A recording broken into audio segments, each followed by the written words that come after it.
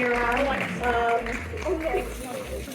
So this film dives into the anthology of Greek life, and we've sort of seen a little bit of a resurgence of interest in Greek life with, for example, the Gamma Rush thing on TikTok, where there's a lot of issues and controversy about that. But what personally interested you in this topic, and what led you to want to make a film about it?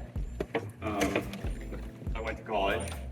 It's a huge part of the experience. I feel like oftentimes like Greek life has more influence than any academic department on a campus, and I think that I understand why people join fraternities because they want to fit in, but I also think they're problematic, they're segregated, they're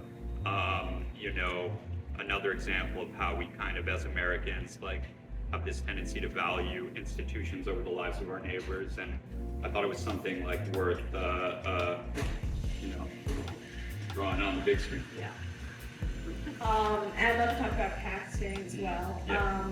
How you have a great cast in this film. How did you go about getting these actors, and what really drew you to their performances? And I'd also love to extend the question to our cast members over here. And Nick, Ethan tells me that you were in a frat when you were recruited onto this film. I'd love to hear more about that story. Gotcha. Hey,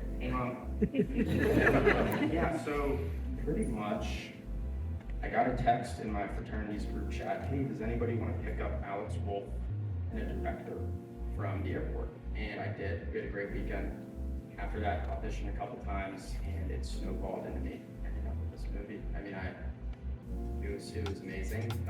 The entire experience was fantastic. It was interesting being in a fraternity because obviously I wanted to bring like a genuine interpretation of what I've experienced to it, which I was honored to do for Ethan. And I read the script, and obviously, honestly, who wouldn't want to be in a movie? Like, that's kind of awesome. I hadn't had much acting experience before this. Since then, I love it. But yeah, that was kind of fun. Yeah. I'll like elaborate a little. So Alex wanted to go out to University of South Carolina so he could give a good performance, and it would feel authentic.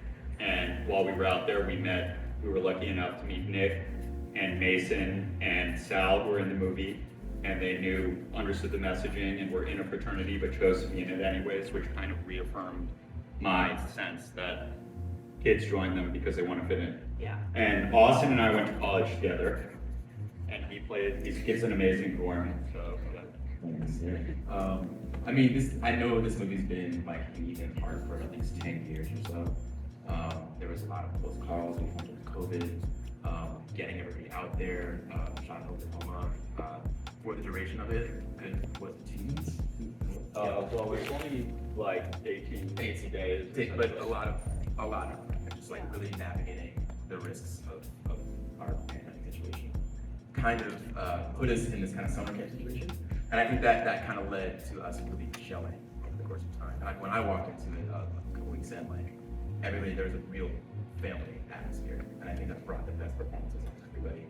And it really helped having you actually recognize. And also, Tisha, I talked to one of the actual deans at Oklahoma. And we had a nice, like, long Zoom about like what it really is like to deal with the tension of being like a Black dean with this long established positions on the campuses. I mean, personally speaking, like my freshman year roommate decided to pledge, and he went to high school. I had lost sight of him for the next 3 years, and he just became like a different person. So I felt actually uniquely drawn to this. I'd love to ask you about what it was like shooting on campus, right? On campus, yeah. I mean, everything like during Omicron, it was hard because if anybody got sick, like Nick at one point got COVID and was like out for 10 days, something like that. So it was tricky because we had to manage. We wanted to make it feel authentic, and everybody knows what a college looks like, but it's like everybody could give you COVID. So it was a hard thing, but we realized that like nobody would know. Surround surrounded by possible infection. Totally. Yeah. Yeah. I love, so class plays a big part of this film, and, you know, we see Mitch get away with murder charges while, you know, those that are less privileged sort of take the fall and aren't able to escape the situation. How do you see this scenario playing out if Mitch didn't come from a wealthy family? Yeah, I mean, I think it'd be a lot different. Yeah. Like, that's a big part of the point, and we did our research and looked up what happens when this sort of thing happens, and what generally happens is, you know, schools will expel kids and charges will be dropped. And, you know, you start to realize that I don't know, it's just white privilege is what gets people off, and I mean, that's not every, you know, case, but there has been a hazing death every year since the 60s, so, yeah. I did not know that. Yeah, at like American colleges, yeah. Well, on a lighter note, speaking of hazing, the song Blue Dabba by Eiffel 65, I would love to know the choice behind that. I got a good one for you. Yes. So when I went to college, I lived next to a fraternity, and for their whole week, they played that song for a week straight, for all the pledges. So I would walk by and hear that song, and that's how we came up with the idea. I just love the idea of like this song that's kind of like really, it's like a funny song, but it sort of turns into like a torture. It's like it's like a torture tactic, Yeah. and the kids I know who are in that fraternity can't listen to that song because it Wow. like triggers them. So I'd love to open it up to any audience questions. Yeah? I have a question. First of all, amazing movie. So thanks. Yeah. really, thank you guys all for coming out and saying it means a lot. So I just wondered, you know, one thing that resonated with me throughout was just the idea that, like you said, again, you're all being actively traumatized and like building in this cycle. What was your intention behind that messaging, and like how do you think sort of each character, you know, from Nadine to the actual guys in the frat to the pledges, you know, like what's their experience like here, and then like kind of moving forward?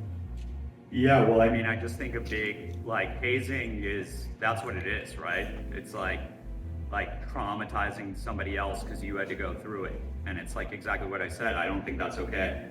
And that's like ingrained into fraternities and into these colleges and I mean, I feel like men often like measure their masculinity based on like how much trauma they can endure, and it's like, why? You know what I mean? And yeah, every character is kind of different, and we tried to like, you know, like even like ugliness is born somewhere. So we tried to like, everybody tried to like, you know, make the characters like as authentic as they could. And yeah, you guys. Yeah, I think that, I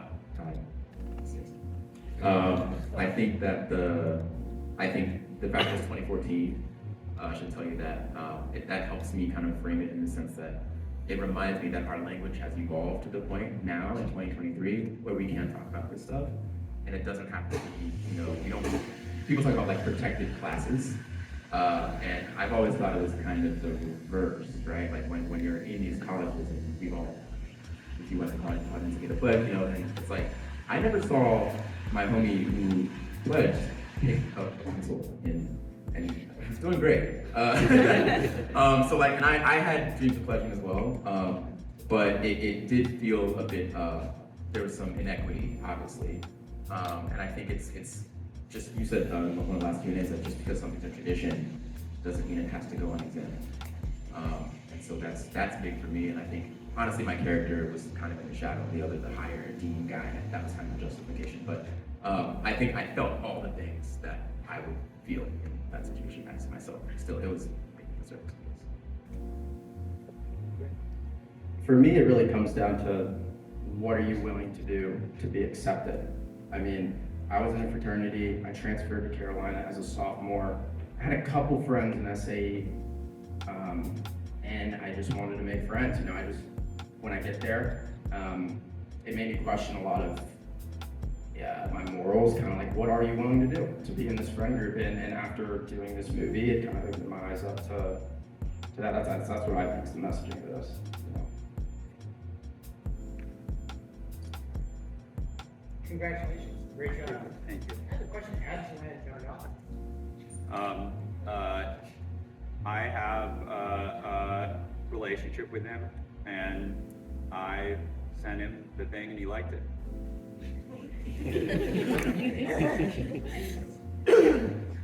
Yeah, I thought it was very powerful. I was curious about a couple of the choices. Yeah. So like two themes kind of struck out to me, and then I was trying to think about how you like landed the planes on them. So one was kind of like a little bit of the ambiguity of some of like the frat president guy who kind of tried to toggle a little bit between like being open for everyone, but then also kind of turning his back on. Yeah, letting exactly. things He happen. contradicts himself in that, right? Yeah. Because he's like going at the vigil. He's talking about how Getty's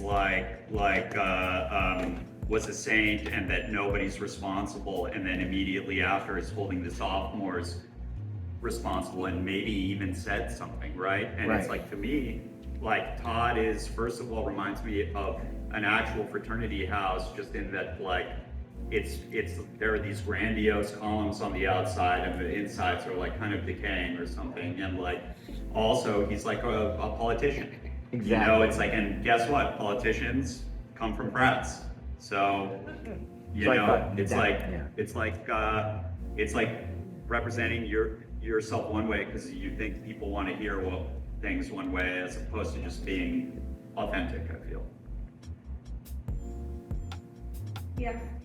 Hi, congratulations on the film, as well. And also, as someone who grew up in Europe and we don't have Greek culture, this film is very mindful of the things that happen.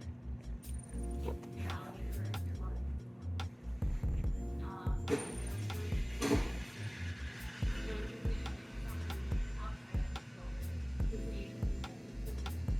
The show people say like, not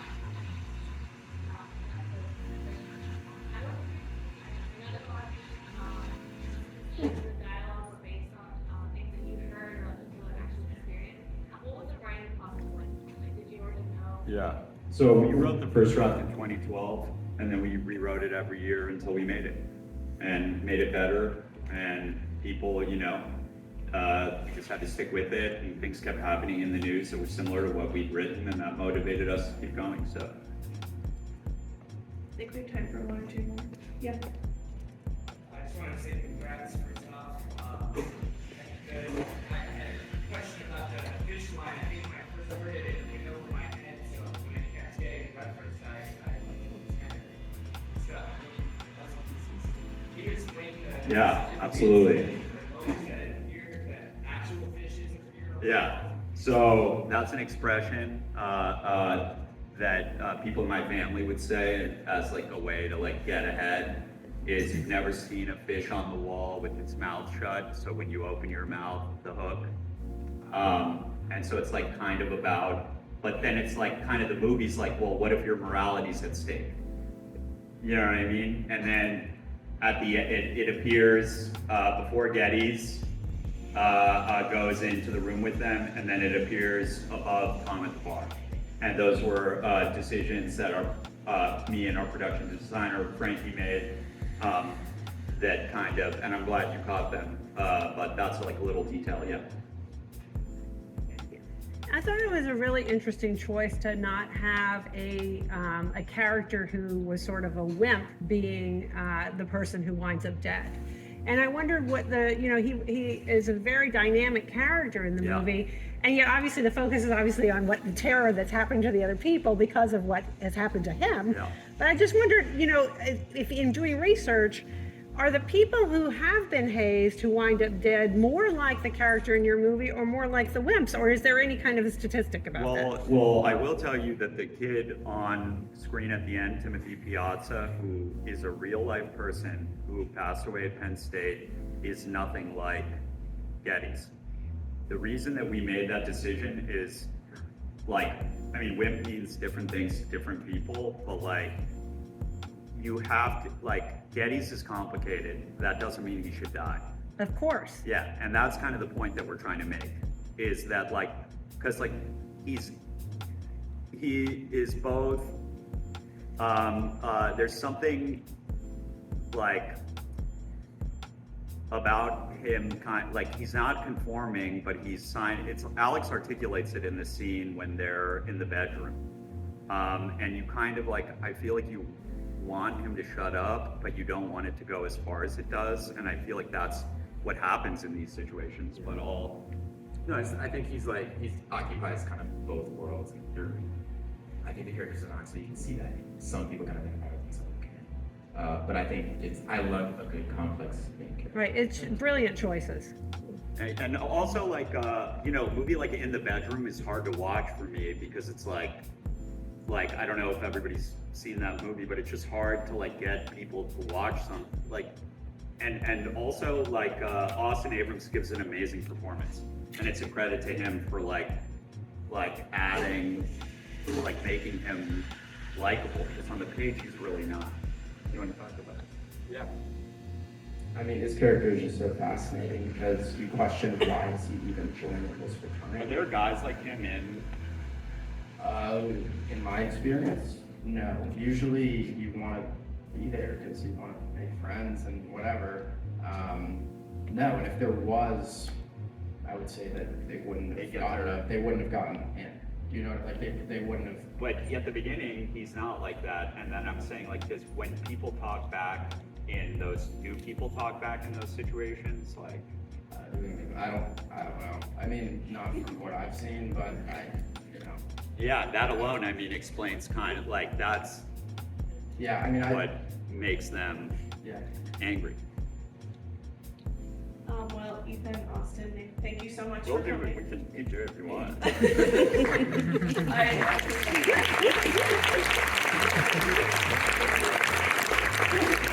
Thank you guys.